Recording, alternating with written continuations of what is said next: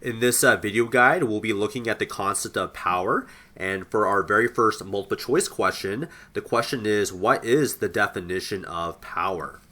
Okay, if you go to your formula sheets, power is equal to work divided by time. Okay, and work is a form of energy, and we'll keep the denominator as time. Now, one thing that you should know is that when you're dealing with units, and if you have time on the denominator, we generally call that a rate of change. Okay, so whenever you see a rate of change, that just means that the units of your denominator is measured in time. And since the numerator is energy, the correct definition of power is that it's the rate of change of energy. So the correct answer here will be option B. Let's take a look at another definition question for power. So in this next question, is power going to be a scalar or vector quantity? Well, power is definitely a scalar. And if we go back to our formula of power, power is work divided by time. And we know work is a form of energy, and energy is measured in joules. And the denominator here, time is measured in seconds for this physics course. So we need joules per second. And the best options for joules per second are options B and D. So the correct answer here will be letter B again. So power is a scalar and its units are joules per seconds. Now that we have the basic definition of power, let's go ahead and solve a few word problems. So in this next question, we need to calculate the minimum power of a cyclist who can increase his kinetic energy from 480 joules to 2,430 joules by traveling 26 meters in 4 seconds. Okay, so we're given some information about the initial kinetic energy. So the initial kinetic energy for this problem is 480. And the final kinetic energy for this particular problem is 2,430 joules. And this is done in 26 meters. And the time for this particular problem is going to be 4 seconds. And we need to find the power for this particular problem. Okay, well, as discussed in the previous questions here, power is actually work divided by time. Okay, so we know time is equal to 4 seconds, and now we need to figure out what's going on with the work here. Since we're given some information about the kinetic energy in this particular problem, we need to go back and look at a different concept here. We need to look at the work energy theorem again. So if I just go to the side over here, here is the work energy theorem. And what that means is that the energy at the beginning is equal to the energy at the end because energy is conserved. Okay, since you're dealing with a cyclist here, and that's probably going to be on a horizontal surface here, that would generally mean there's no potential energy at the beginning, there's no potential energy at the end, there's no heat or friction mentioned in this problem. But the question gives us information about the initial kinetic energy and the final kinetic energy. Okay, so we can say we have kinetic energy at the beginning plus the work on the left-hand side, and on the right-hand side we have the kinetic energy final. Okay, and if I go ahead and isolate for work here, work is really kinetic energy final minus the initial kinetic energy. And this is equal to a change in kinetic energy, right? So your final minus your initial is always a change.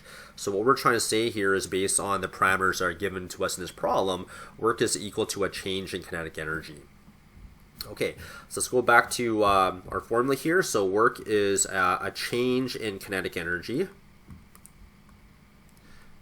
And that change in kinetic energy means your kinetic energy final minus your kinetic energy initial divided by the time in this particular problem.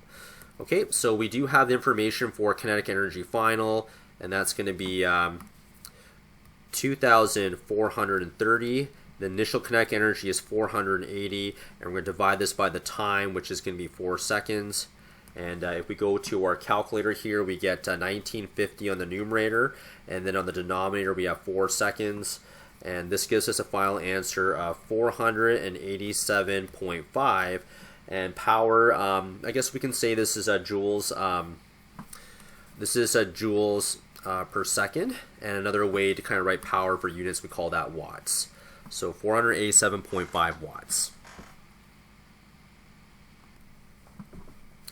Let's take a look at another word problem here. So in this next word problem, we have a 3,900 kilogram shipping container that goes through a vertical height of 45 meters in 8 seconds, and we want to find the minimum average power that the crane motor must supply. Okay, so let's go ahead and write down some of the numbers in this particular problem. So the mass is going to be 3,900 kilograms, or 3,900 kilograms, and we have a vertical height in this problem of 45 meters, and the time that takes for this particular problem to complete that is going to be 8 seconds, and we want to find the power for this problem here. Okay, so we know that power is equal to work divided by time, and we're given time in this problem is 8 seconds, and what we need to do again is we got to figure out what's happening with work. All right, and once again we're going to go to the work energy theorem to figure out what's happening with work here, because we're given some information about the vertical height of this problem, and let's just see how we can kind of figure out what's going with that. So if I just go over here to the work energy theorem here, we're trying to say that the energy at the beginning equals to the energy at the end, meaning energy is conserved. Now for this problem, I'm assuming that there's some kind of object on the ground, and then it's being raised up. Okay, so when you're an object on the ground, that generally means that there's not going to be any kinetic energy at the beginning, because basically you're on the ground. So there's no kinetic energy, and there's not going to be any potential energy, and this question doesn't mention anything about friction. So at the beginning you just have some work being applied to kind of lift this object up into the air. Okay, and now the question doesn't tell you anything about the final speed, so I'm assuming maybe this object kind of gets to the top here and just remains, so there is no final speed at the very end. But we do have this vertical height that's given to us in this problem, so what we're trying to say here is that your work is equal to your, is actually equal to your potential energy final. Okay, so potential energy final, which generally means that work is equal to mass times the acceleration due to gravity times the height. Okay, so that's what work is going to equal to in this particular problem. Okay, let's go back to the formula here, and let's write down power again. So power is work over time, and the work in this case is just mgh, potential energy divided by time. And let's go ahead and find the mass now again. So we're given that the mass is 3,900. The acceleration due to gravity is 9.80. The height that this object reaches is 45 meters. And basically this is done in 8 seconds of time there. So that's how you can find your power in this particular problem here. And let me just kind of jump to the final answer here. We get 214,987.5, and the units for power are, you can say joules per second, or that's the same thing as watts. Okay, so that is your power for this particular question. Let's take a look at a very similar problem here. So we got to find the minimum power developed by a 75 kilogram person who climbs a set of stairs of 4.5 meters high in 5 seconds. Okay, so the mass in this problem is going to be 75 kilograms, and the height that this person climbs is 4.5 meters, and this is done in a time of 5 seconds. And we want to find the power for this particular problem. Okay, so we just did this problem. It's pretty much the same thing as the previous question. So power is work divided by time. And since we're given a vertical height here, we can just say power is equal to the potential energy, which is mgh, divided by the time. Okay, and then from there on, we can just plug in the numbers in here. So mass is going to be 75. The acceleration due to gravity is 9.80. And the height that we have here is going to be 4.5 meters, and we just divide that by the time, which is 5 seconds there. So this should definitely give us enough information to solve the problem here, and I get 661.5 watts. And power is also measured in joules per second as well, right? So joules per second or watts for your units there. So that is your power for that particular question. Let's take a look at another variation of this power question. Okay, so in this question we have a 950 kilogram elevator and it goes a vertical height of 410 meters. So the last few questions have been dealing with this vertical height, so we know work is going to be related to potential energy here. And this time we're given an average speed of 9.1 meters per second, and we want to find the average power for this particular problem here.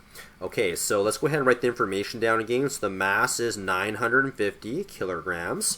The height that we cover in this problem is 410 meters, and we're given the speed is 9.1 meters per second, and we want to find the average power, right? Okay, so power is equal to work divided by time, and just like in the previous problems, we said work in this particular case is going to be mgh, which is your potential energy, divided by your time. Okay, so I would say we definitely have the mass, the acceleration due to gravity, and the height, but we don't have enough information for the time. Instead, we're given a speed of 9.1 meters per second, and we need to use that to find the time because we're also given this vertical distance of 410. Okay, so this is how we're going to figure out the time here. We know speed. There's a very simple formula for speed. That's distance divided by time. And then if we manipulate this formula here, we know that time is going to be the distance divided by the speed. Okay, so that the distance that was traveled in this particular problem was 410 meters. So 410 meters at the top on the numerator, and on the denominator we have 9.1 meters per second, so 9.1. So if I go ahead and calculate that, I get 45.055 seconds, right? So that's the time for this particular problem. All right, so going back to my power formula here, we can plug in the mass for this particular problem, and the mass was 950. The acceleration due to gravity is 9.80. The height for this problem is 410. And then we're going to divide that all by 45.055. Okay, and we get 847 to 0.9 watts, or another form of units here is joules per second. And if I just kind of round this up to a to a better answer, let's just say this is 85,000 watts. Okay, so any of those answers are fine for this particular case.